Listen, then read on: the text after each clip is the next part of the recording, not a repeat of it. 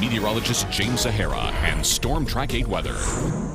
Fairly cold winter day was out there, and it promises to be a pretty cold one tonight as well. Numbers right now in the upper teens, even some lower 20s. There is enough of a wind out of the northwest that we're providing not only lower teens out there for wind chills, but also some single digits that we're seeing just into our north. In fact, check out the wind chills expected as we go through the overnight hours. They'll be dipping and dipping and dipping, and yeah, we'll be, looks like right around zero on average. So a few areas, especially to the north and west, could briefly see those wind chills in the negative category come early tomorrow morning. But all is dry. We have been seeing a lot of broken clouds around the area, but no precipitation has been able to fall. These clouds are actually coming from the main storm system that we've been talking about for the whole week so far, and this is the one that will not only spread that Gulf moisture northward, but it's going to overrun the cold air that we're going to deal with not only for tonight, tomorrow, but also a good portion of the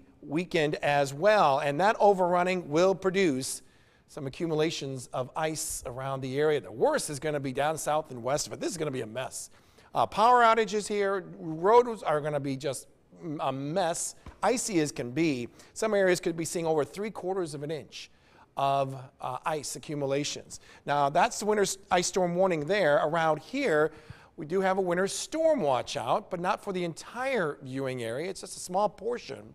And it's mainly south of the Quad Cities. In fact, we had to highlight those towns. We're talking about Mount Pleasant, Burlington, Monmouth, Roseville, Galesburg, eastward as you go into Bradford as well. This is the area that as we get to Sunday, is when we could see this ice accumulate maybe as much as a quarter. Some towns south of the Quad Cities, or I should say south of this line, like around Macomb and Carthage, could be seeing maybe close to a half an inch of ice accumulating. But keep in mind, like I said, that's not until Sunday. So I'll just show you the progress of this with our future track. 8 o'clock tomorrow morning, you can see some of that ice already beginning to develop in areas around Missouri and downstate Illinois.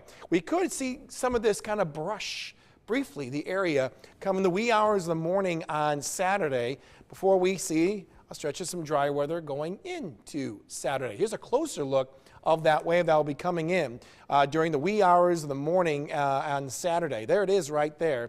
Maybe a little bit of some snow, but the ice itself will be brief and maybe along areas along Highway 34 and point southward, and then we quiet things off nicely. But then going to Saturday night and Sunday, watch how the ice is going to be accumulating from south to north, at least growing.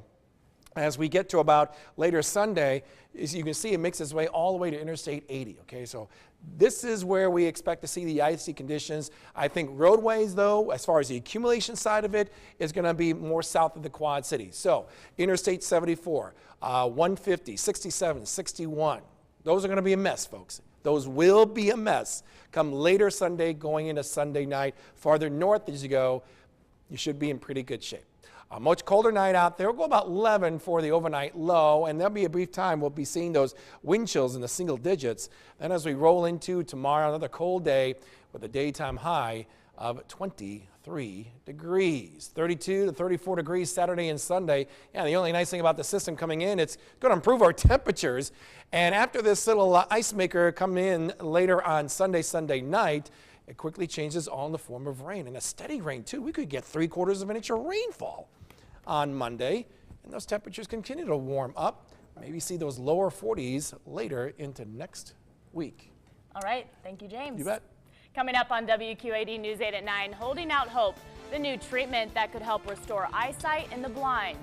And good news, bad news. The change is coming for people who use an EpiPen and its generic version. Tonight's Your Health headlines are next.